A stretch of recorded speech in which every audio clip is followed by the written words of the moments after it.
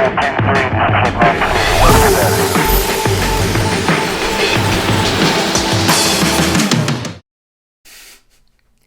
this is Andy Crestodina from Orbit Media Studios, and I'm thrilled to be teaching here for you guys at the A/B Testing Summit.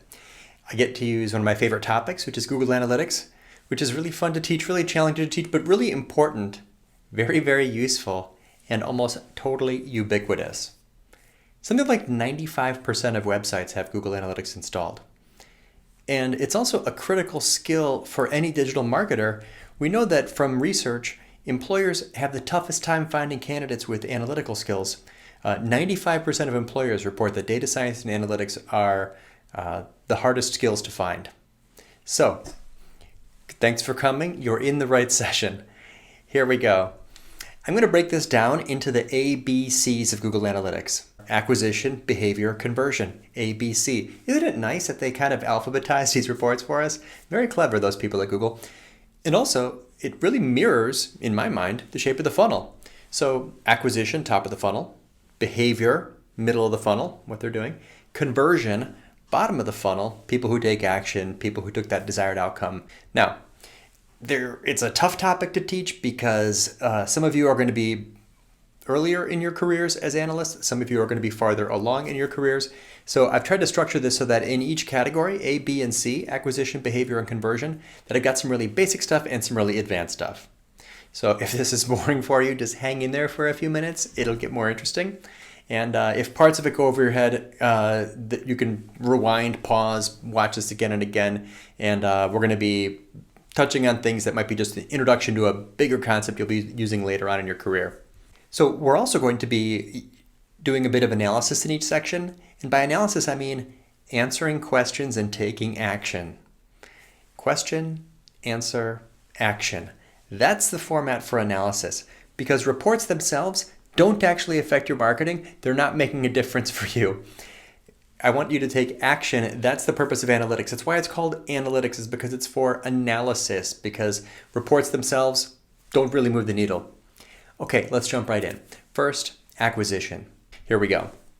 For the basics, I want to remind everyone that we need to add campaign tracking code to get accurate attribution and data on what our real sources of traffic are. Because if you're not doing this, you're only getting the data from the email platform or from the social platform. Take a look at the metrics that you get from social media.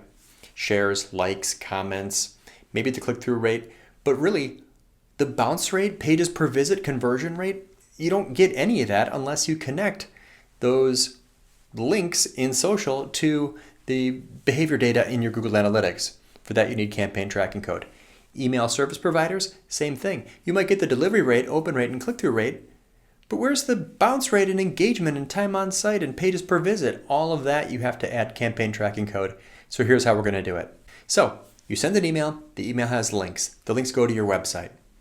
In each link to your website from each email, you need to add a tiny bit of tracking code so that when people click on that, they land on the page. That page has some code at the end of the link that analytics can extract data about where this person came from. Okay, it's called UTM tracking code, campaign tracking code. So because it's in the URL, analytics can see it.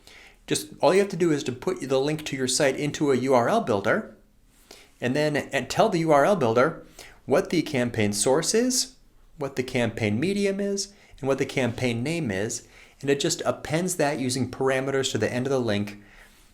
So UTM source equals, UTM medium equals, UTM campaign equals. We actually built a URL builder. You can find URL builders all over the place.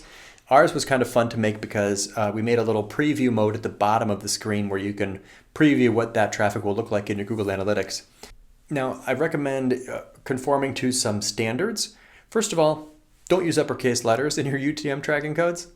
Our URL builder actually strips them out and forces lowercase. And when you add them, we want to keep some consistency. Use convention so that you can track things accurately. Medium is going to be the broadest origin of traffic, such as paid or CPC. Source is the more specific source of traffic, usually a brand like the tool you used or the platform it's coming from. And the campaign name is the actual effort. So here's an example for a Facebook ad. Here's an example for an email newsletter. Here's an example for a Twitter campaign. Whatever it might be. Now you get all that data in your campaign reports. So clicking on a campaign report will show you all the traffic from each of those campaigns, right? Without this, how would you even know? Like, it's crazy to me. I look at analytics accounts all the time that don't have anything in the campaign report because they didn't add UTM tracking codes to their paid and email and social efforts. So now I can see the number of people who came from that source. I can see the goal conversion rate, the percentage who took action from that source. Really, really valuable. Next, a bit of analysis. How much traffic is this social campaign driving? Here's an example. How much traffic did that drive? Now, I'm making a video. I make little social videos sometimes. I do it in a really simple way. Here's a screenshot of my office. Here's a photo of my office. I've got a window for natural light. I've got a camera. I've got a mic. I've got Camtasia, which I use to make these videos and add captions to them. I'm sitting in a chair. I just turn on the camera, smile, introduce myself, tell the visitor what I'm doing here, summarize the article I'm trying to drive traffic to, suggest that they click, give them a call to action, thank them for watching. It's a 1-minute commercial for a piece of content. In this case, I'm going to put it on LinkedIn. So then I'm going to add captions because the video alone doesn't really have enough stopping power. People are scrolling through social media. That social stream moves fast. If the audio is off, so if they don't get the words through captions, they're much less likely to slow down or stop or listen or play or click. So I'm always going to add captions. Camtasia makes that very easy because you just click to add captions and it cuts up the video and you just type in the captions while you're listening. There's apps that do this, I think, for you. Then add the campaign tracking code to the link. Of course, we just talked about that. And then I'm going to really spruce up this social post with every trick in the book. A headline, a secondary headline, numbers and hashtags, line breaks, mentions, very important. Add mentions of other people, maybe contributors to the piece of content, or maybe people who mentioned it or shared it already if it's been live for a few days. The video with the captions is powerful. And then adding, of course, the link with the campaign tracking code. Here's an example. Exactly what it looks like. Okay, you can see the captions and you can see the mentions. Did it work? Here we go. We can see exactly if it worked or not. I'm going to show you. So the first example, I have perfect data because I added campaign tracking code. You can see that I had 398 visits. Pretty good. I had a subscriber from it and it got traffic for like a week. I was surprised. The next one, even better, traffic for 2 weeks. 3 subscribers, yet fewer visitors, 270 visitors. The third one is almost like a home run here. One single social media post, one video on LinkedIn with captions, mentions, hashtags, line breaks, all that stuff. But 1,200 visits, 13 subscribers, lived over a 2-week lifespan. Killer marketing. And I know that because I added the campaign tracking code to the links. So, quick reminder, the best content doesn't win, guys. The best promoted content wins. So upgrading the format for a social media post, very, very powerful. Most people don't do it, which is a competitive advantage for those that do. Next, the more advanced tactic for acquisition, I'm going to track traffic to subdomains. A lot of people have websites with something at the subdomain, such as a blog on HubSpot. Blog.website.com, that's a subdomain. Or they've got a Uberflip hub. Hub.website.com, that's on a subdomain. Or they've got landing pages from Unbounce or something, right? Resources.website.com. So how do I track that? I don't want to look at that in a separate view or a separate property. I'd rather see that all in the same place. So here's how I'm going to track subdomain traffic on my same analytics view. I'm going to do it so that I don't have visitors who are coming back and forth between these places look like different visitors. Right now, if you don't have this filter set up, a visitor from your website who goes to the subdomain, back to the website, actually looks like 2 visitors and 3 visits. Not a good thing.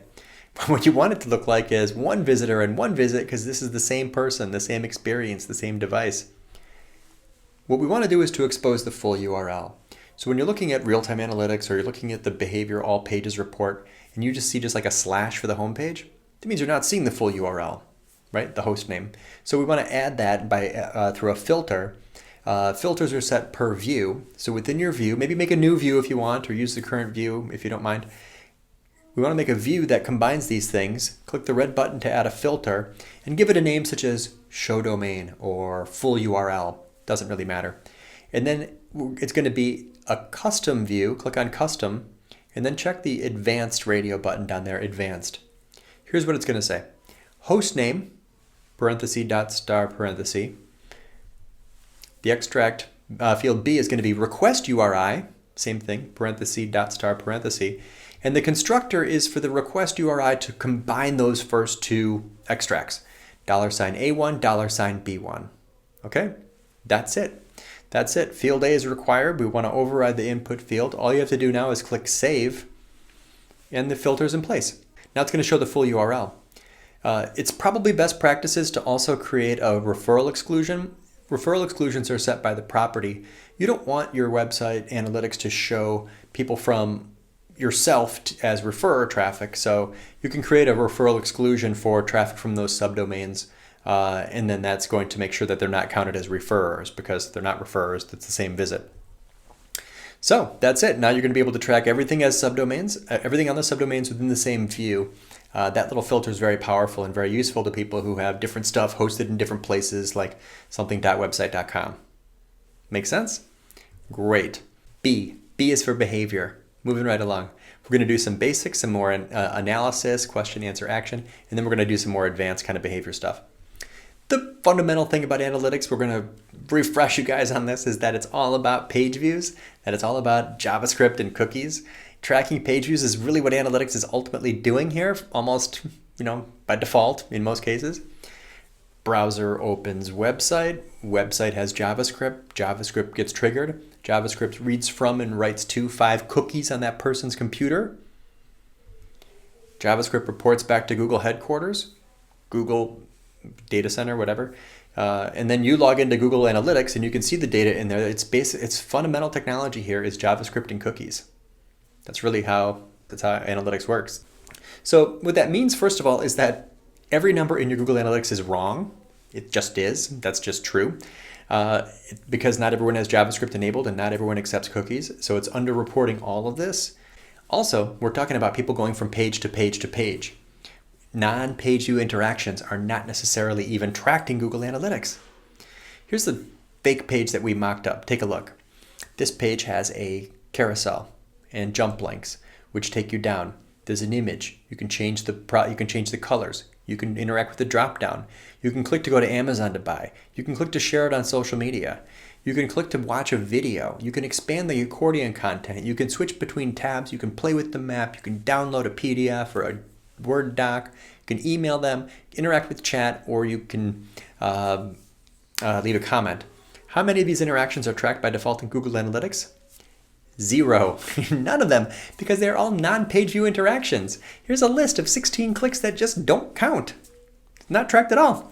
So these are all different things that we just saw on a page that analytics really doesn't know about unless you set up event tracking, unless you have to do more. So if you're looking at your site and your site has an interaction, maybe an important interaction that doesn't change the URL, oh, look at that. Product engineering job. Looks interesting. Click to learn more. See what that job's all about. Oh, I'm looking at the job, but look at the URL. Never changed. This page view, this is not a non-page view interaction, therefore not tracked in analytics without setting up special event tracking. The behavior thing that we'll do analysis for now is to measure the performance of navigation. Okay? How well is your navigation performing? This is a report that's kind of hidden but very valuable. If you just look at your all pages report and click on any page, I'm going to go to the home page, drill down, go to the home page. I'm going to now see the same report but with one row. Kind of boring.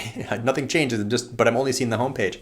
But at the top of this, there's a tab to click on the navigation summary. Click on that to see where people are going from where.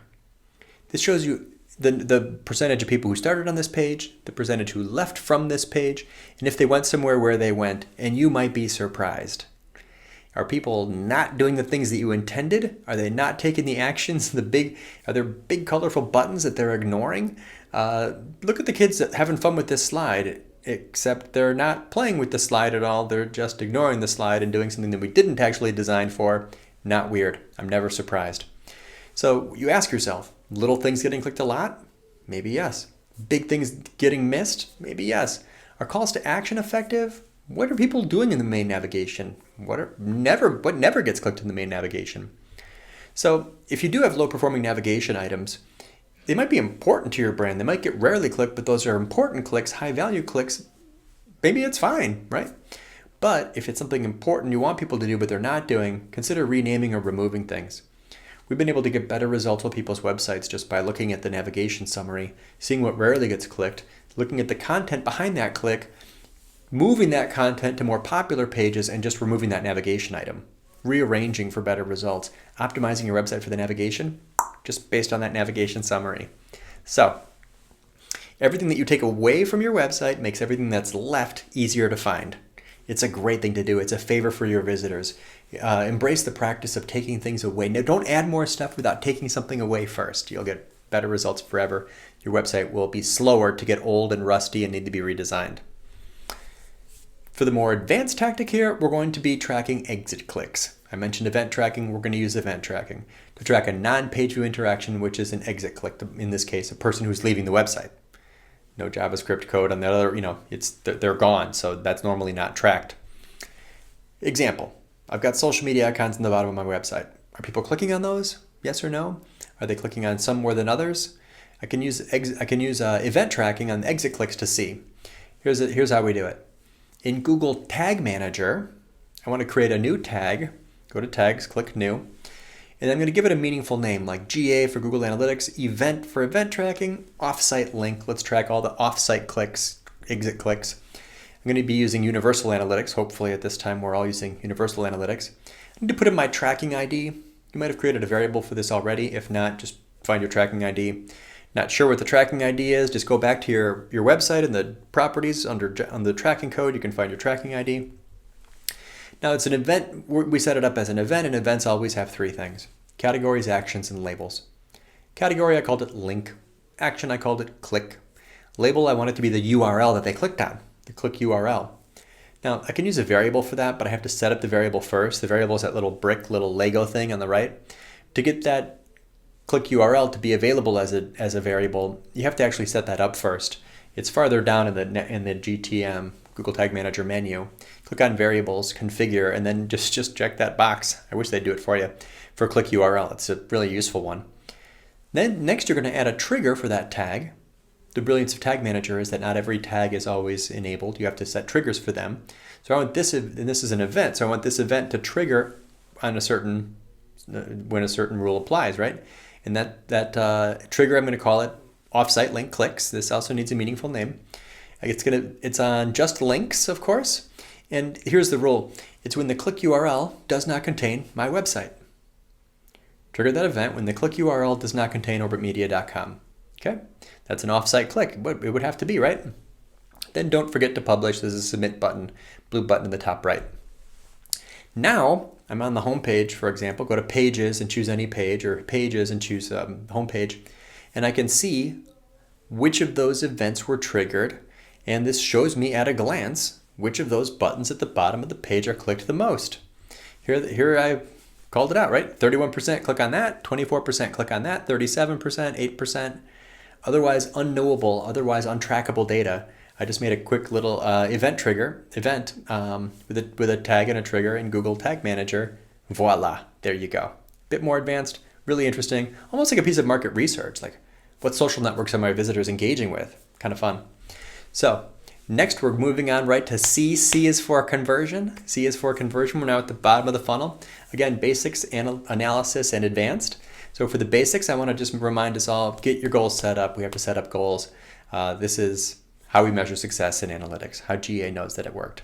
So these are about conversions. Let's just say that there's 5 main types of conversions for lots of sites, right? It could be like leads or e-commerce customers, subscribers, event registrants, donors for nonprofits, whatever the case. So we want to set all these up as conversions. One of the problems with analytics is people fall into this trap of not making pages for things. Therefore, there's no page view interaction. Here's a site where if someone clicks to request a demo, the URL doesn't change. They're just seeing a thank you message. Thank you messages have a couple of disadvantages. One of them is you can't track them as a normal destination goal. You have to make event tracking for that. Other disadvantages include you're not showing them really much more marketing messaging. You're not setting expectations for them about when you'll be in touch or offering subsequent conversions. Thank you pages can be awesome. Thank you messages are kind of boring usually. And they're not very good for analytics. What analytics really loves is when you have a contact page with a contact form, and the form sends the visitor to a thank you page. Thank you pages, by the way, are an opportunity to do a bit of marketing. They can be more than just thank you. If they are just thank you, they might as well just say goodbye. Not very exciting. Or just go away. Thank you pages should not be dead ends. Thank you pages are chances to do more marketing. Thank you pages is the first moment where you're talking to your prospect, right? They went from suspect to prospect. How do you treat them differently? What do you say to someone who raises their hand and say they might need your help? Say something. Be friendly. Be polite. So one thing we do on our site actually is we offer to let people subscribe on our thank you page. Little subsequent conversion with that email sign up on the bottom. Believe it or not, hundreds of people each year sign up for our newsletter from our email, from our contact form thank you page. I know this, of course, because I have goals set up. Goals are set up for views. So account property view, or over on the right for view. Click on goal. There's a big red button to create a new goal. Give the goal a meaningful name, such as contact form submission. Ideally, there's a thank you page, which means we can set up a destination goal. You would just click to continue, and now tell it the destination, the purpose, the goal of the website, which is /thank you, right? This is the location of the action that they took, right? /thank you. Also set a number for the value, as in a dollar amount, the monetary value of someone taking this action, which should be just not left blank. Put something in there. Also, I recommend turning on the funnel to tell it what the previous step was. And the previous step in this case was the contact form. So step 1, contact form, just /contact. That's the idea. Then click save. You can verify the goal to see if anyone went through that tiny path of 2 steps in the last 7 days. But just click the blue save button and you're done. Now you can see the conversion rate, the percentage of visitors who took action. Extremely valuable. Now you can see the page value in the all pages report. If a lead's worth $1, a visit to this page is worth 4 cents. A visit to that page is worth 11 cents. This gives you good insights into what's working on these pages, right? What pages you should be driving traffic to. And you get the funnel visualization report, which shows what percentage of people made it through that process, those 2 steps in this case. Or sometimes you make very long funnels. You can make super long funnels and see the step drop. How many people did you lose? What percentage did you lose at each step? And if you lost them, where did they go? Extremely useful. For some analysis, we're going to look at the question answer action. What source of traffic attracts visitors who are most likely to take action? The channels report, just go to the channels report and it'll show you the conversion rate for every source of traffic. Organic, direct, social. Click on one of these to drill down, for example, social, and I can see which social media network attracted visitors who are most likely to take action. You can see in this case, LinkedIn visitors, 1% of them convert, compared to Facebook, 0.4. A visitor from LinkedIn is more than twice as valuable to my website as a visitor from Facebook. Really important information, helps me do budgeting, resource allocation, prioritization. I don't know how to do good marketing without this data. Finally, we're going to wrap up with conversion, how to find your most compelling content and find it once and for all. Your most compelling content I'll just define as the articles that get your visitors to subscribe. Your most effective, most compelling content marketing gets your visitors to subscribe. And to calculate that, it's a calculated metric, we need to know the total completions when that URL, that article, is goal previous step 1 in the reverse goal path report. And then we need to divide that by the unique page views for that URL. So the reverse goal path report shows you the pages people were looking at right before they converted. 95 people who looked at that article signed up for the newsletter. That has a good number of total conversions. But I'm not looking for total conversions, I want to know the conversion rate. So you've got to go to the all pages report to see unique page views for each of those pages, and then divide the total conversions by the unique page views to see the percentage of visitors who read that article and then subscribed. Conversion rate is really what I'm going for. So it's a calculated metric. It's kind of hard to put these together. So there's a trick we'll use using Google Sheets. It works like this. Ready? In Google Sheets, you can install the Google Analytics add-on. It's that one there, not Flubaroo. It's the one next to it. Add that. Grant it permissions. And then when you go to create a new report, associate it with the view you're using. And for the metrics, you want to choose goal completions. And for the dimension, it's goal previous step 1, the URL of all of your pages. It's going to create a new tab for that. Then create another report for those page views. Same account property and view, but the metric is unique page views and the dimension is the page. Creates another tab for that, or same tab, it creates another column for that, page views. You can actually set a longer date range if you need more data, and you can set a higher limit if you want it to get more rows. So for low traffic sites, you probably need to set a longer date range. And if your URLs have a lot of parameters and noise in them, you might need to set a much larger limit to get more data. So then you're going to run the report, add-ons, Google Analytics, run report, and it's going to go get all of that data from Analytics and put it into 2 new tabs, right? The conversions tab is going to show all of the pages where there's the total goal completions and there's the URLs that are goal previous step 1. There they are. And the page view is going to show the total number of unique page views for all those URLs on your website. Then we're going to create a new tab and we're going to crunch these numbers to define those two, to calculate that metric. Here's the actual Excel cell or the Google Sheets cell calculations. Page views, exclamation A16 is where that begins. That's my first column. Or page views is from that tab page views exclamation point B16 for the next column. I've got a divider column in here, so I'm going to column D now. The converting page is for the other tab, conversions, exclamation A16 is where that data begins. And conversions is the other row, conversions is from the conversions tab, exclamation point B16. Now I need to combine this data. For that I'm going to use a VLOOKUP. I'm kind of an Excel klutz, so I got some help on this from my wife. It's a VLOOKUP. You can just steal this copy exactly, right? It equals VLOOKUP D3, comma, $3, colon, $1000. That's the array from which you're grabbing the data in the first 2 columns. We're going to look and we're going to get the data from the second row, comma 2 is row number 2, that's the page views. And finally, comma 0 means grab it when it's the exact match. So show the page views, the page, when they match the converting page, there's all your data. Those are the page views and the number of conversions when people were reading that article. Finally, easily, the conversion rate is simply dividing those 2 numbers, page views and conversions. There you have it, the conversion rate for every page on your website. Quite valuable, very useful, right? Now you know which of your content is the most inspiring. And if you plot that on a chart, you're going to be amazed at how some things are so much more compelling than others. Your number 1 post converts at twice the rate of number 6 in this case, and number 6 converts at twice the rate as number 12. Some of your mousetraps are so much better than the others. It's really important to know which is which. So now you can put on your driving gloves, keep those in heavy social rotation, make a social media video we just did for that, right? Relaunch it, repost it, put it on your homepage, promote it with paid, or just link to your highest traffic posts. Link from your highest traffic posts to these highest converting posts. That one link can actually make quite a difference in your list growth and the audience and growing brand visibility. Finally, you can schedule this report to run anytime you want. I have mine run every Monday morning. It's at 4 a.m. It's done automatically. It's done forever. You might have to change the filters around a little bit to get the report to look nice, but it's basically, you've set it and forget it. This sheet is going to do it for you forever. Yay. Final note, in my experience, I watch people use analytics